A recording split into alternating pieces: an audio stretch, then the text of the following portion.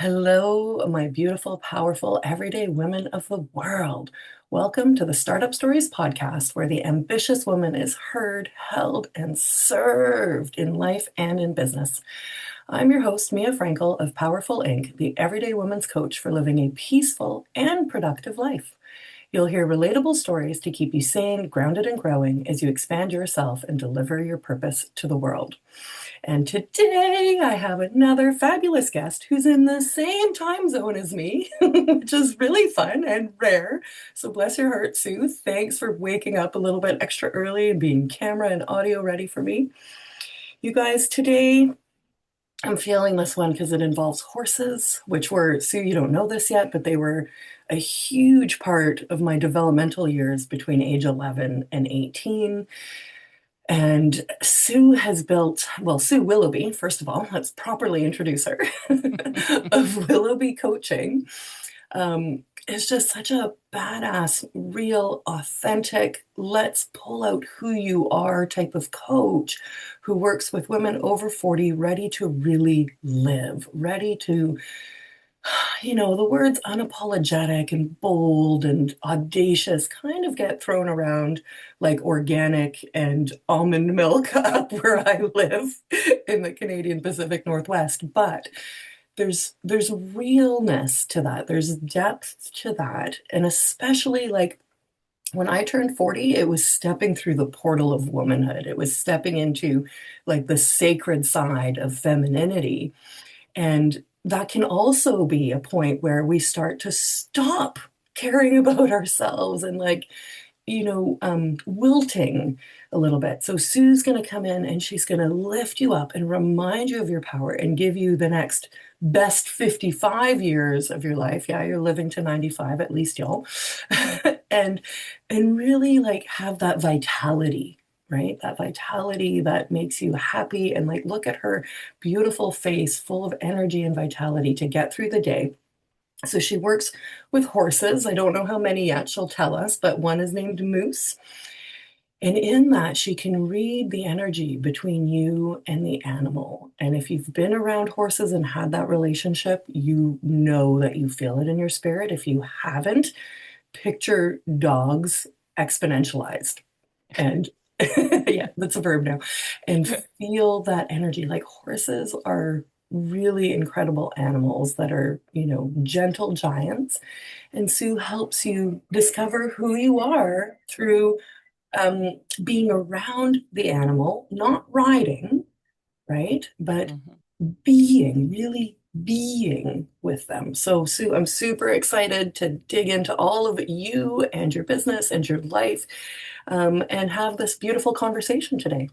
Well, thank you for that amazing introduction, Mia. I really appreciate it. And yes, we are here on the West Coast, 6 a.m., bright and early. I Right and promised that early. I would be caffeinated, and I am.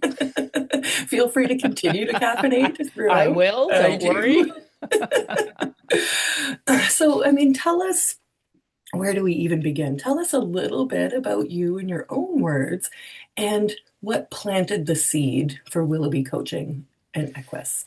Yeah, that's a great story. And there's, a lot of things led up to that. You said yourself that you had during a very important developmental time in your life, you had an experience with horses. And my whole life, horses have been a thread. And just, I mean, from the time I was a little girl, I just loved them. I wanted one so badly. And, I grew up in upstate New York, and we had a lot of snow. And Yeah, when I yeah. got old enough to start taking riding lessons, I would beg my mom to take me to the barn, and I would just stay there all day. I Mhm. basically became a member of the family. They had Yeah, 6 kids already, and I was like, just one more mouth to feed, right? yeah. But the other thing is I grew up with an alcoholic parent, so it was challenging for me. I didn't know, a lot of times I was figuring stuff out for myself. And when I was around the horses, it just felt good. It felt comfortable. I just loved them. I would even Mhm. eat their grain. They had that sweet feed, and it would Yes, clump together, the molasses clumps. yes. I would suck on those. I'm Sometimes like, we snack on them. so good, Yeah. right? Yeah, exactly. But just being around them and their energy, like you said, is Yeah. very, very powerful. So it was always a thread. Mhm. Then I in my kind of teens, late teens, um, read an ad about in a newspaper. Remember those things? Yeah. Oh, yeah. Yeah. Okay. It was for a working at a camp in the horse riding program, and it was a camp for individuals with special needs. I was like, oh, so I wrote them a letter, that old fashioned kind, Yeah. and many exchanges back and forth. Off to summer camp I went, and I Yeah. worked in their horseback riding program, and it was a camp for individuals with any on in autism, Mhm. Down syndrome, whatever. I mean, it was all kinds of special needs individuals.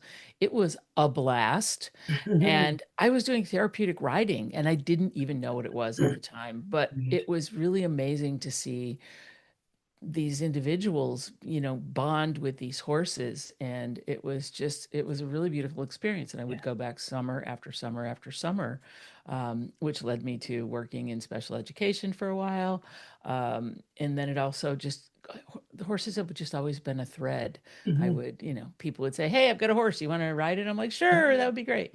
Uh, Yeah. Yeah. Well, free is right? always better than paid. Exactly, exactly. But I mean, I would, when we moved to Connecticut, I would work in riding stable for I'm shoveling poop every day after Yeah. school for the pure joy of riding and just being around them. So, that's kind of how those things happened. Keep going later on in life. Mhm. Um, I moved to Washington State about 30 years ago, and then became involved later on in a therapeutic riding center here in Washington, in Mhm. Redmond, called Little Bit Therapeutic Riding, Mhm. and got to see more now that I knew what was going on. Right. I Yeah. was a part of their volunteer program. And then I thought about going into that field, and I'm like, I don't really want to be a riding instructor. And just like, Yeah. yeah, it wasn't the level of responsibility I wanted, but I really wanted to be with the horses. So I started training in equine massage Mhm. and structural integration, Mhm. and got certified in that. And it was a different way of being with horses. Now I was the one Right. supporting them energetically and working with them to heal their bodies, because they do so much, and Mhm. they will, hold so much in, Yeah. uh, that, they don't, they compensate for so much of our imbalance and everything. Mhm. They're just really big athletes. So I Yeah. started working with them in that capacity. Somehow I found out about kind of the coaching thing, like, oh, I can work with the horses to coach people. I was like, that sounds like a really cool thing. So I did some research, found the Coel Institute, and got in touch with one of the instructors who happened to be in the Seattle area, and went through their certification program. Then went on to be a master facilitator, go through that training certification so that I could do group coaching and events with multiple people and multiple horses. And that's fun. The It's a lot of pieces moving, but a lot of yeah. um listening to this origin story, Yeah. there's a few things to pull out, and I was wiping away some tears because Mm, listening to you and your journey is how I found my barn. I too mhm. found it in the classifieds of the newspaper, and I called Roz and I signed up for camp at the ripe age of 11 at my mother's incessant nagging, but also parenting, right? Mm, Lovingly said. And it changed my life. And I got the same thing. I got dropped off at the barn at like 8:30, picked up at 5, and just hung out in the cross ties until stuff started to happen. yeah. And that became my family too. And Roz has now in heaven, her daughter, and the rest of us. I'm pointing behind me, but like there's even a picture of us on the wall Oh, awesome. there and Yeah, there. They're my tribe, they're my sisterhood, my everything, right? it's beautiful. That Yeah. bonding came through the barn, through these very ordinary ways. But what I want to, that's for you and I more so, Yeah. to share that similarity. And like I was weeping, just, Hmm. reliving your story and mine.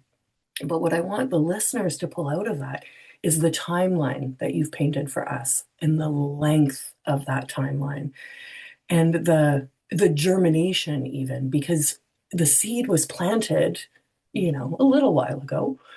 And About 60 years ago. six, okay. But it didn't fully manifest until what, like the last 10 years, Mm. maybe, right? Yeah, I would say, well, maybe more than that, because when I was doing therapeutic writing, I'm like, this is kind of the Mhm. field I want to be Mhm. in somehow, and figuring that out. Yeah. So I appreciate that because it makes it these kinds of sayings so cliche, like drippingly, annoyingly cliche. But if it's meant for you, you will get it. And Hmm. this, I just want to relax the timeline for people who might be feeling like they're rushing or they're going to miss or they have, fear of losing.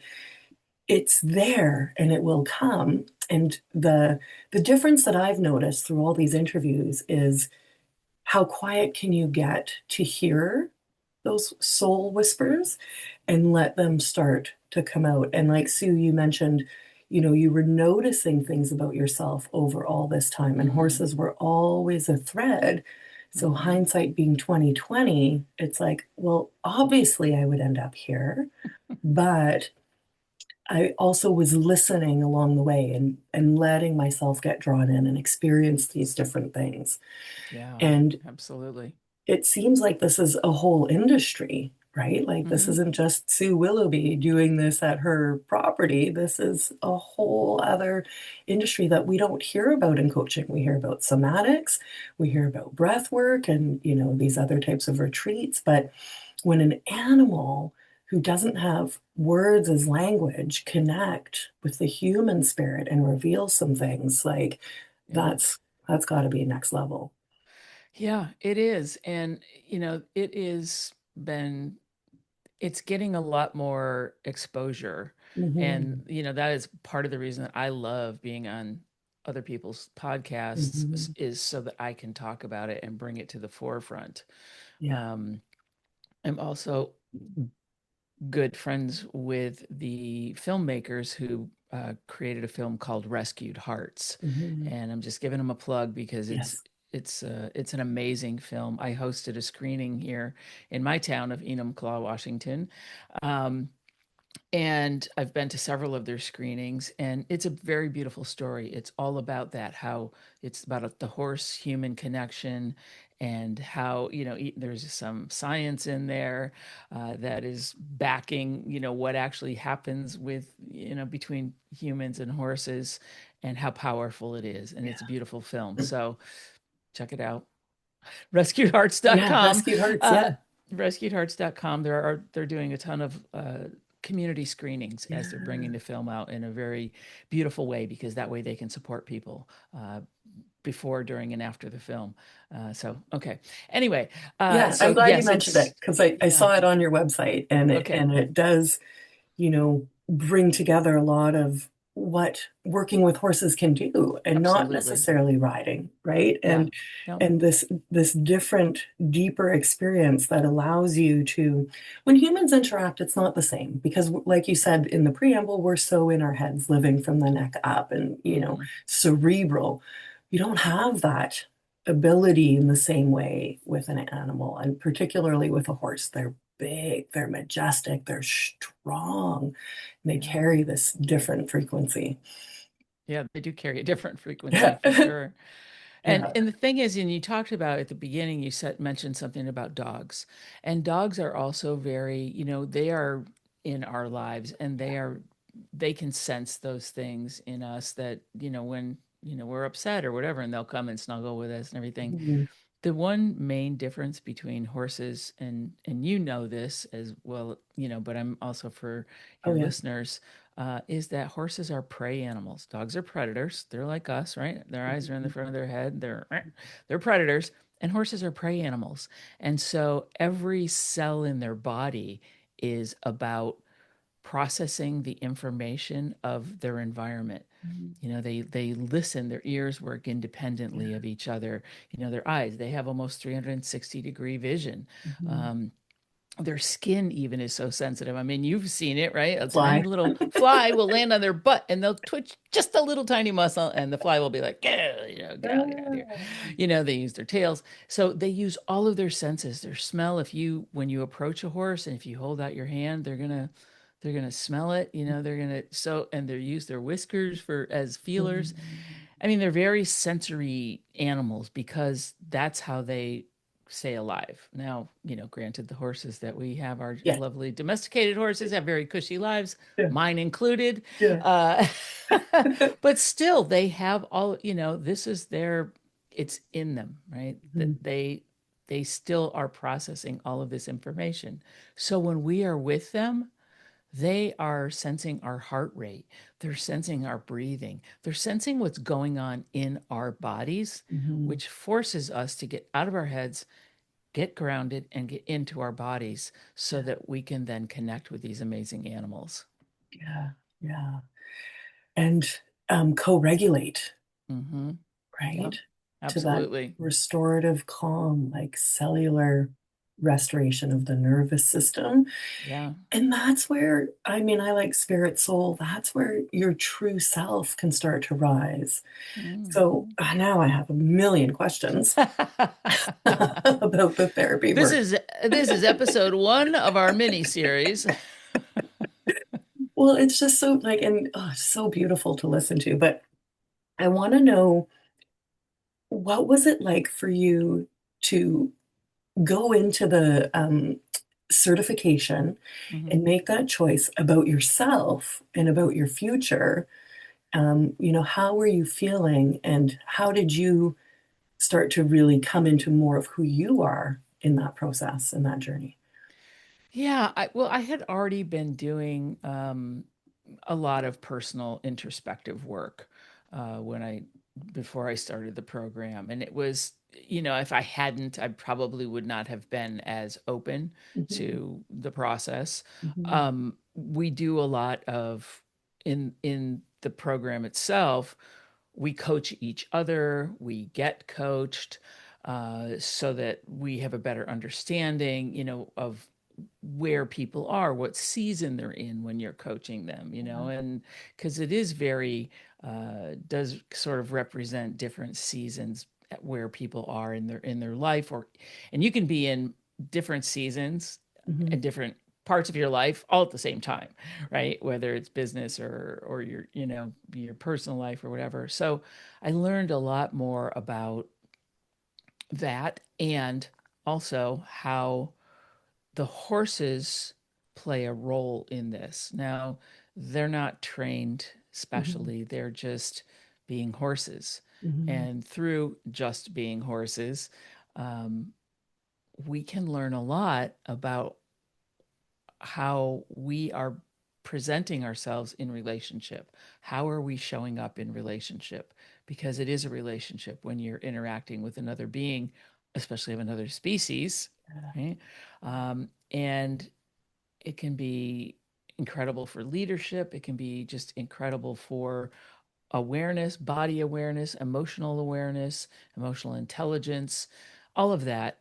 So I did have a bit of a rude awakening mhm. because I come to the program. Some people don't come with any horse experience or very little horse experience. Okay, And I had had quite a bit of horse experience. Just, okay, I'm not a trainer or anything like sure, that, but you think you know your way around a horse, right? sure. Yeah, surprise. Um, one of my first sessions being coached by one of our instructor coaches, Mhm, I'm like, well, I'm just gonna get in there and I know these tasks. I can do these things with the sure, horse. Not about the horse, not about the task, right, not about any of that. yeah, And I learned that very quickly because the horse was, I was trying really hard to prove myself mhm, and to perform, and mhm, became very performative, and mhm. that was not what it was about at all. Yeah, So I was humbled very oh, quickly, and it's funny beautiful. because I talked to my friend and instructor and mentor now, and Yeah. he's like, yeah, I remember that session. I'm like, yeah, let's forget about that now. So That's so great though, because, you know, You got it. You were humbled, you were willing to keep going, and you learned about Hmm. yourself, which is the whole point. Yes. Like we coach others to coach ourselves and to Hmm. learn and grow, and together we get the real healing. My favorite kind of coaches are the ones who are humbled and who know that they're not perfect or have all the answers, but they're skilled at holding space for others, which then means they get better at holding space for themselves, Yep. which creates a much nicer environment for healing, for awareness, for exploring who you are, what you want, that sort of thing. It's not Yeah. because the proving and performing, that's ego driven, right? And comes from Absolutely. just not, it's a different intention, we'll say. Yeah. So that's super beautiful. And so from there, now what? You knew you were going to start a business with horses, or like what did you want as an outcome of taking that program? Yes, I did. I felt like it was my calling. Yeah, And I have always been sort of even when I was in corporate America for, 30 plus years, whatever, um, always been kind of side hustle person, right. some sort of entrepreneurial thing. I remember when at one point I was like, I want to start a dog treat company. So I did, right? Okay. While I was Wow. employed Yes. corporate and I had a warehouse and I was Wow. making treats and I was packaging and I had a sales force, Yeah. independent sales force. I mean, I was like, yeah, I'm going to do, and Wow. I did, and I ended up selling it. I mean, it wasn't, I just got to a point where I was like, I kind of didn't know how to take it to the next level, but Mhm. I did it. I just was like, okay, I got an idea. And that's kind of Mhm. how I go through life. It's like, oh, an opportunity presents itself. Let's explore. And I think that Right. that's not always easy for people. And you mentioned when you were talking about, my kind of first experience with coaching and stuff and then learning to hold space for other people. And kind of also my full the thread that goes through my life about the horses is that yes, when you are humbled, you do have to keep going. And I think that when women of a certain age think about or start to think about, hey, I this may not be what I want to do for the rest of my life, or my kids are now out of the house, or their identity that they have built Yes. over a number of years is starting to crumble and they don't know what to do about it. And it's very scary to go out and start something new and be humbled Mhm. and be judged because we all know that we all think, oh my God, we're going to be judged. People Yeah. are going to make fun of us. What if I fail? What if it? All those stories start to queue up on that playlist that Yep. we have. Oh yeah. Loud too. And oh yeah, and the volume gets cranked, and you're like, okay, well, I'll just stay here in my closet and not do anything. I'm just gonna sit Yeah. on the couch and eat bonbons for the rest of Yeah. my life. Yeah. So I appreciate that you brought that up, and yeah, it when you're starting something new, you have to look at things with beginner eyes and be okay to be on on the path, be on the journey, and just things are going to happen. Challenges are going to come up. What do you do? Do you quit? And you don't also, if you start something new, this is another thing I want to just pop in here. If you start something new and you don't love it, or you're like, hey, I tried it, you don't have to stick with it. There you Try go. something That's else, it. right? Give yourself some grace, give yourself permission to experiment and explore. That's the fun part of it. And I've done a lot of that in my life. I love it's such wise words. So a few things I want to pull out. You're working full time. You Mhm. still work now in multiple different areas. So you have your coaching practice, you're practicing real estate, you're podcasting, you're developing some podcasting products, you're mentoring in real estate. So you guys listen to this and listen to Sue when she says, I started a dog treat company while I was working full time. You can have this is one of my favorite quotes out of a terrible movie. I think the movie's called Red, but it's Selma Hayek and The Rock and I think the guy from American Pie. Anyway, at one point, Selma Hayek says, you can have excuses or results, not both. And so you were really living in that truth and in that embodiment. And what I really want you guys listening to hear, it was so beautiful, Sue, when you said, I couldn't take it to the next level, so I sold it. Mhm. And this is not mainstream, sexy, sensationalized marketing that we're consuming where I got so far and then I handed it over. And that to me really normalizes one's experience that we don't have to continue to prove and perform in order to keep something going to try and make it mean something about ourselves. Yeah. It allowed you to run, I mean, having a warehouse and everything, that's pretty large scale, I would say. Yeah. My girlfriend's she's still working a hot sauce business and she's still hand Yeah. bombing every bottle. So I appreciate the amount of work that goes to that. But you did it, you loved it, you moved on. Now you have space to do something even more aligned with your true essence. Mhm. And that, like you said, that word permission becomes less of a cliche and more of a, I don't even know how to describe it, but like just a real part of who you are. Safety, appreciation, detachment to play with your Mhm. life, to explore who you are and not be, you know, too fussed over the judging and I was picturing a concert and being right next to the loudspeaker, right? The Yeah. voices. And that's why coaches are so important because we help normalize and create safety in that space so that you are encouraged to keep going from there Yeah. rather than face a circumstance and be like, oh, yeah, no, wasn't meant for me because this happened. Like your first coaching session with the horses, right? Oh, no, Yeah. we're done. It's not meant to be. It's over. Yeah. Yeah. So having some business acumen then, what was it like starting to apply that to this new coaching practice? Yeah, that's a great question. Well, it's different because it's not a product business, it's a service Mhm. business, right? And Mhm. like I said, I've had lots of entrepreneurial adventures. Going into real estate, leaving corporate Mhm. America and going into real estate was Yeah. another one. And similarly to the coaching, where, it's less about the transaction, it's more about the relationship in terms of your business, right? It's Mhm. about relationships and Yeah. relationship building. And so I had that experience to work with and work from in the coaching realm. And my whole corporate career was in training and training development and all of that. So Okay. I come by all of those pieces honestly, Mhm. and putting them together and having them all play well Yeah. together. Um, and I also, I was in technical training. So I've got the technology piece. So it's Mhm. interesting if you kind of look at, and someone that's maybe looking to change direction or to start something new, look at the pieces that you have. What have you Yes. done during your life that you can say, oh, I can pull a piece from that. I did audio and video production, or I did, Mhm.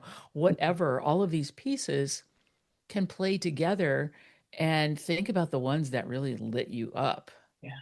right? And uh, how that made you feel. Once again, we get back into our bodies. How does it make Mhm. you feel? Because you want things that make you feel light and fulfilled, and not like you're being sucked down Mhm. into the earth, right? Mhm. Or the Mhm. Dementors are coming. And I Yeah. was just at Universal Studios and I Oh, was on the fun. Harry Potter ride, and that Yeah. was pretty fun. Yeah. So the Dementors Great. came to mind, Great. Yeah. sucking the life out of you, because there are a lot of energy vampires out there There for are. sure. There So are. like I said, all of these steps that I have taken, all of these experiences that I've had throughout my life, um, I brought into the coaching business world, so Mhm. to speak. Mhm. And once again, it's about building relationships and trust and Mhm. all of those things. So it was, It, it's still a process.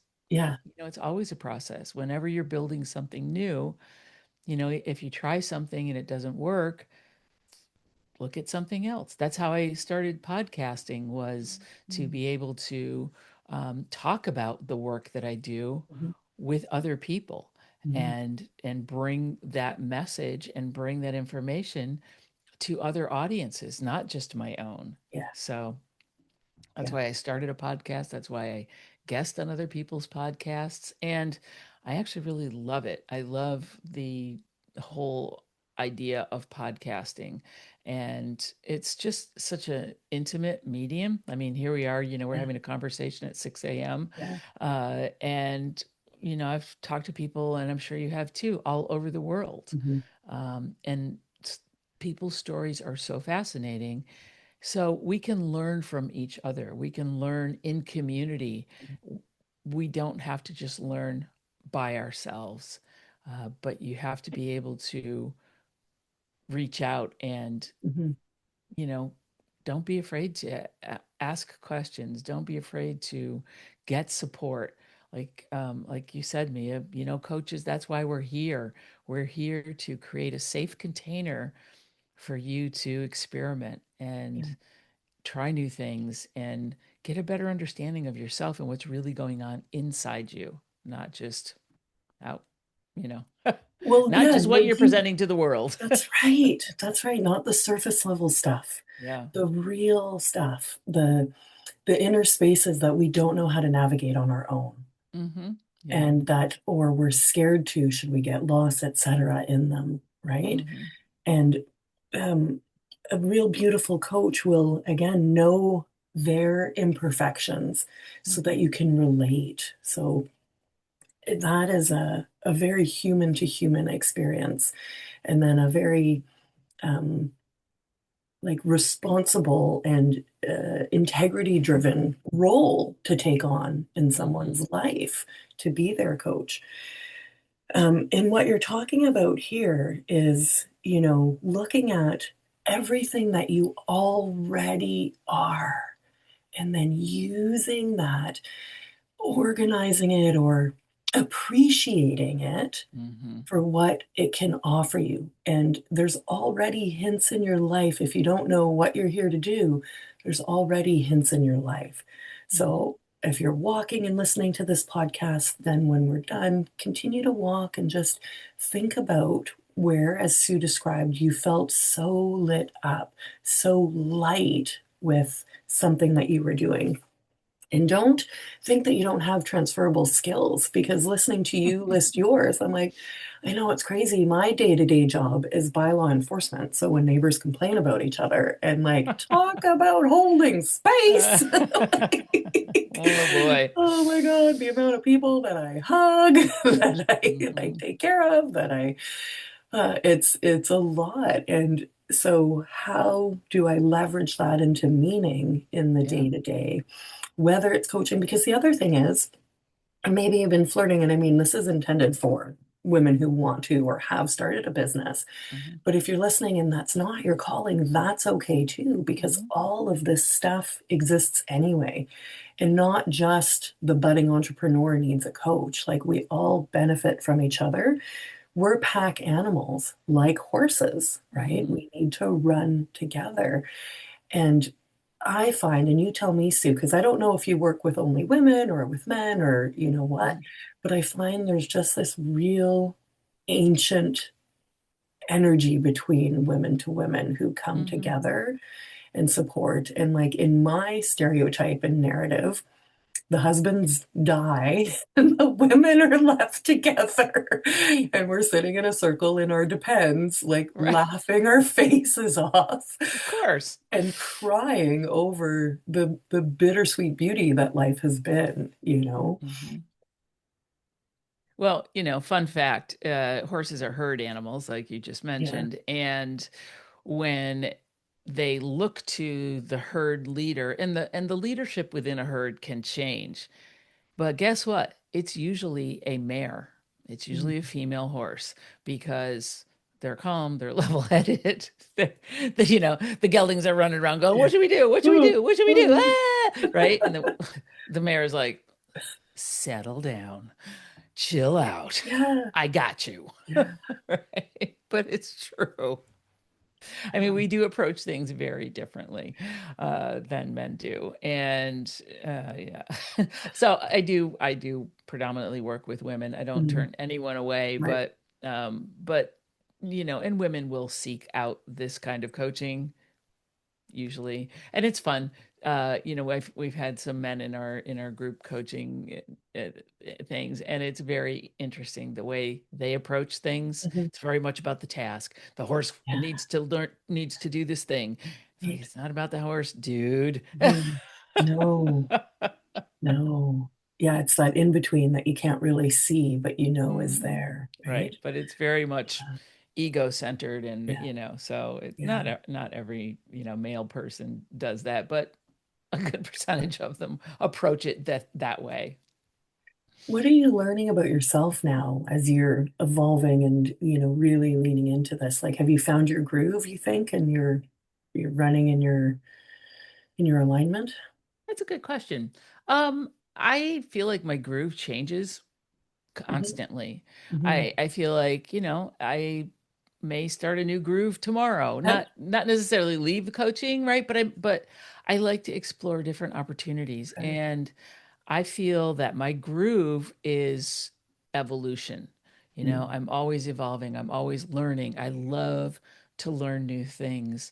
I love to be, something will pop up and I'm like, oh my God, that is so fascinating. Like with the podcasting, right? Mm-hmm. Or, a couple years ago, I live 5 minutes from the Seattle Polo Club. So let's Mm-hmm. go take polo lessons. Yeah. Okay, why not? So, I mean, like I said, I think my groove is just learning and evolution and appreciating the opportunities that I have Mm-hmm. and whatever they bring to me, meeting new people, making new connections. All of these things are so important. And I think also presenting being out there in the world with love and light, because I think that we're going through some tough times right now. I Yeah. mean, you're our neighbor to the north. You know what's going on here, and it's not just here. Yeah. There's a ripple effect around the globe, and we need each other, and we need to feel good about ourselves Mm-hmm. now more than ever. So if we can get grounded, if we can get centered, if we can feel our heart space, then that is going to ripple out Yeah. and it's going to spread, because that's what we need. We need to put more love and light out into the world, but we can't do that if we are sucked into the darkness, if that Mm-hmm. makes sense. I'm like, I'm gonna cry again. First of all, I must be premenopause. I cry about everything. But I'm feeling it. I'm feeling it deep, right? And Mhm. it's not, these aren't cliche words, love and No, light, no. namaste. It Right. kill me. It means what is your integrity? What is Mhm. the lightness of your heart? How can you hold love, real, non-judgmental love about yourself, and then offer that to others so that they Yeah. can learn to reciprocate? That's how we change the way we interact. That's how we increase the humanity between us. Mhm. That's what I see so much of at my work. People complaining about parking, thinking that that car's been parked there for 2 weeks on purpose to hurt them. But it's not, it's pushing on a different hurt that they have, Yeah. right? And we Yeah. get so kind of complacent or away from that true, I don't know, ability to empathize, to give compassion, Mhm. to not make it about ourselves. So this is what I'm hearing you talk about. And the other ripple I'm hearing you talk about is living with an open detachment to what life has to offer. Yeah. Sue, it's so beautiful. You're like, yeah, coaching this horse thing's pretty great. Moose is awesome. Like, I'm loving, but I mean, maybe tomorrow. Probably not going to sell your horse now that you have him, right? No. But this is great because this is you knowing yourself and Mhm. knowing that there's always more, right? A Yeah. lot of different things are possible. And so you're enjoying the experience of them to see where Mhm. they lead you to next. Yep. That aligns with the living with love and light. then we're not ever just one thing. We're not ever, boxed or labeled or at a limit of what we can do with our lives. That's very, very powerful. And I love that so much. Yeah. And that was very well said. You're not just one thing. We're never just one thing. And we are all growing and changing. And, we have to give ourselves a lot of grace these days and not worry about the car that's been parked there for 2 weeks. Not your car. Is it take, whatever the deal is, we worry about those little things, like you said, because it's like maybe I can control that thing because I have no Yes. control of anything else in my life. So that I can focus on and that I will dig my heels in. I'm like, okay, great, whatever. But yeah, I mean, I'm not perfect. There's certain things that I get, but I also hear people having conversations about the most silliest things, like getting sucked into these stupid little petty things at work or whatever. And I'm like, why? Mhm. Why are you spending your precious energy, Mhm. your heart energy on that stupid thing? Yeah. It's like eating, I don't know, potato chips and thinking that it's going to give you all the nutrients you need, right? Yeah, but So they taste pretty good at the time. they become a bad habit. Yeah, and wash it down with some ice cream. You're all good.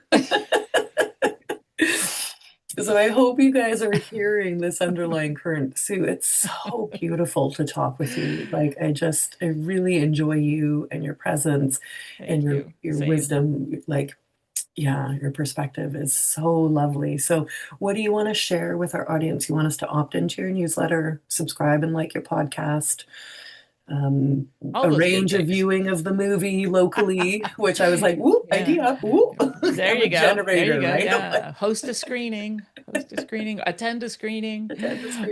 Yeah. And also, if you are so inclined, and we were talking about this beforehand, because I have over a decade of experience in real estate and I also love podcasting, I came up with this brilliant idea. Once again, it was like, boop, Yeah. okay, this thing popped up to create a limited series podcast that acts like a little mini course called Podcasting for Real Estate Pros. It also has, and I'll send you a link to that. Mhm, It mhm, also has a companion workbook. And mhm, even if you're not in real estate, if you are inclined or curious about starting a podcast, you should listen to the episodes. There's 21 episodes, but they're short. They're mhm. like 8 to 10 minutes Oh, perfect. each. Yeah. And it walks you through like podcasting, how to, create, how to conceptualize, how to record, why you should use it if you already have a business, if you're already an entrepreneur. So that is I'm in the process of releasing a book by the same title. Amazing. So all the things. Mhm. Um, but that's also something else that if you're curious, and I always say ABC, always be curious about things Mm, and explore and experiment. So yeah. beautiful. Great. Well, I can't wait to share that. Listeners, get in there. Sue, you have beautiful energy. I'm just Oh, thrilled thank to you. connect and thanks You as for well. thanks. Thanks for waking up for me. Hey, I'm here now. This was like the best way to start my day. I It am is, so energized right now right? that I'm just like, I got so much to do. I know I always feel that way at the end of recording too. I Yeah. take on the world. Yeah, Yeah, exactly. beautiful. All right. Well, have a great rest of your day, Sue. Thanks again. You too. Thank you.